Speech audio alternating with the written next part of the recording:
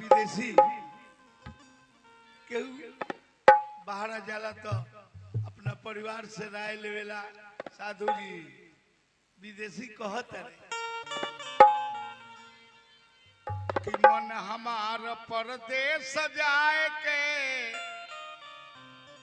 अरे चाहत वही प्यारी, वहीं से तैयार करहूं कछु रास्ता के बटे सारी।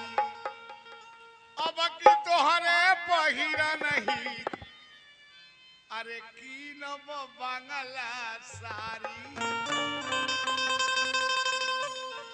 कहे भिखारी खुशी रहा घरे, मती कर सोचे हमारी। परदेश जाए बहे प्रिय, इतनी घर में रहा धीर से। आंखों से आंसू बह रही, कपड़ा भिजतुबा नीर से। तन मन जिगर से कहता हूँ कि भगवान रखी है शरीर से। कहते भिखारी तोहरा जौरे, फगुआ खेलवे अबीर से।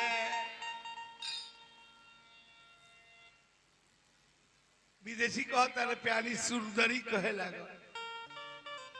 कोनो मेहरारू अपना मर्द के चाहे ना जो बाहर जाए। अब पूजा पाठ के दिन में सब लोग आ गए बा परदेश से, आउ गइलन तो जाके फंस गइलन विदेशी। जैसे भगवान कृष्ण जाके कुंवारी जी और फंस गइले, उधो जी खबर लेके गइले।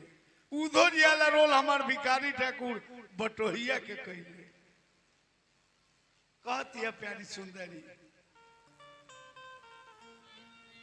कि हाय नाथ महेशौपदी न तो है बाप भाई बाप महतारी, असतक बंधन तोरी के स्वामी, मत करहूं बरी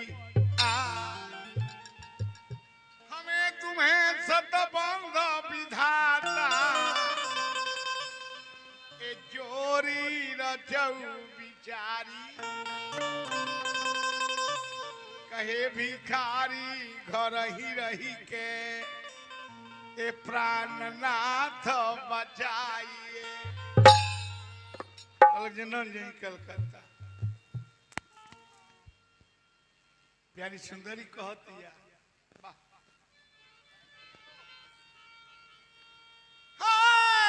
अरे परानी परानी, अरे परानी परानी हो परानी। अरे दोनों एक साथ रहे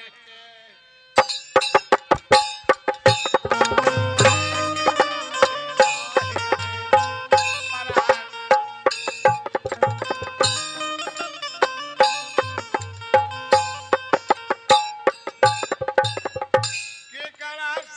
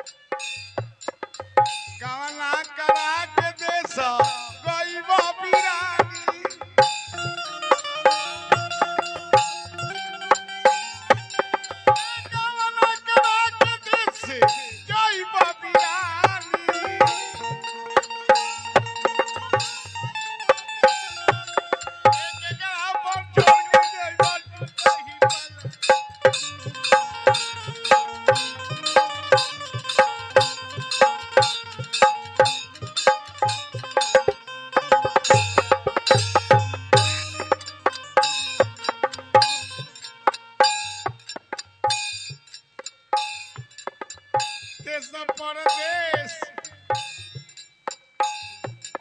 आसाम मुलतानी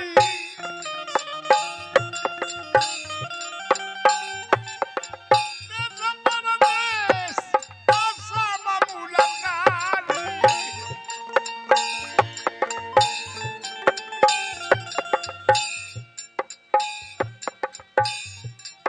एक एकरा पर छोड़ के देइबा टूटही पलानी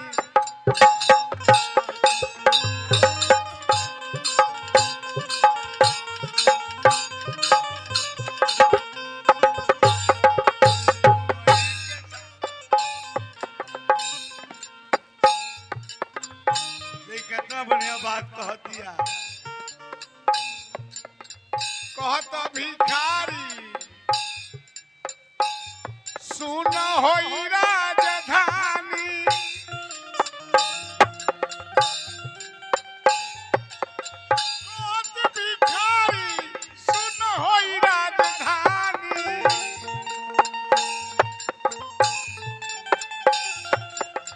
पति मति फेर द विधाचल भवानी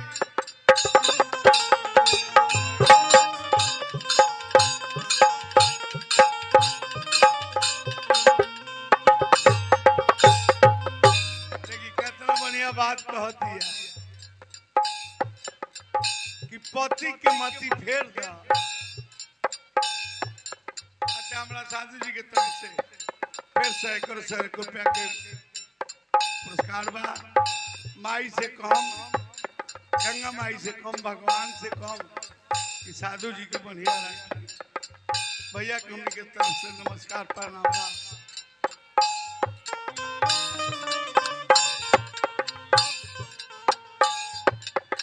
कहत भिखारी सुन होई राजधानी कहत भिखारी सुन होई राजधानी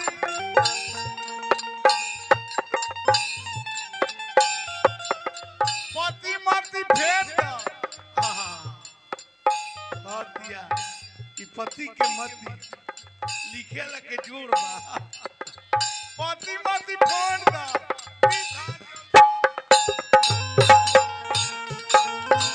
साथे रहे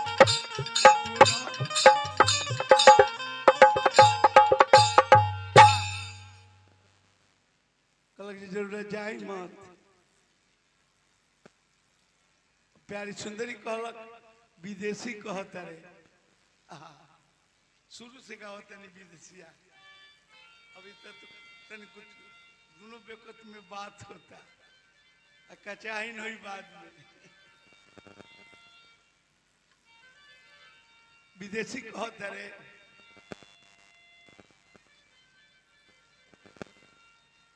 कि प्यारी देश तानी प्यारी देश तानी देखे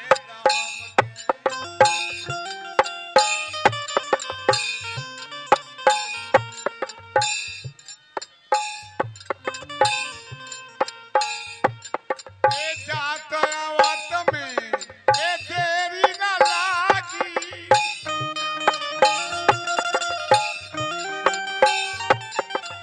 जात आवत में देरी न लागी।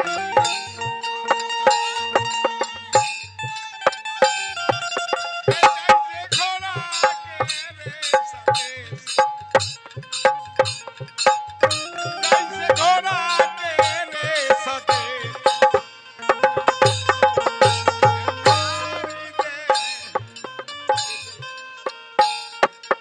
अच्छा हमारा लड्डू भैया के तरफ से बख्शिश बा।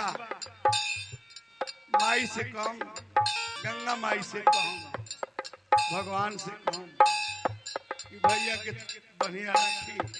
तो सब परिवार के कहम आज बढ़िया दिन बा।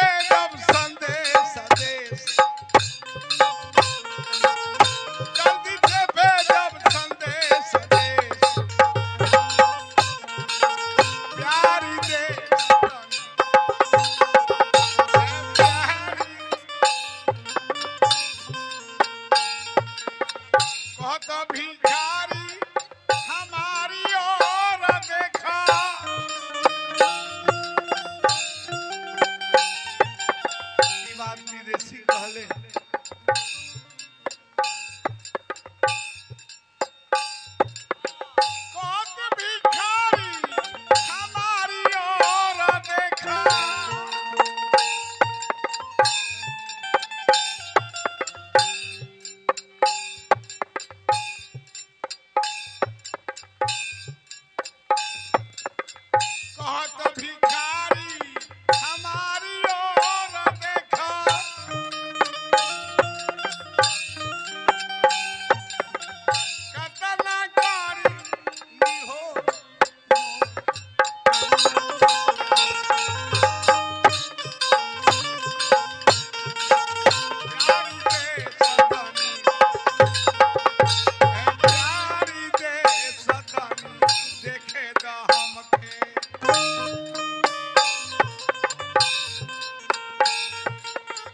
कहना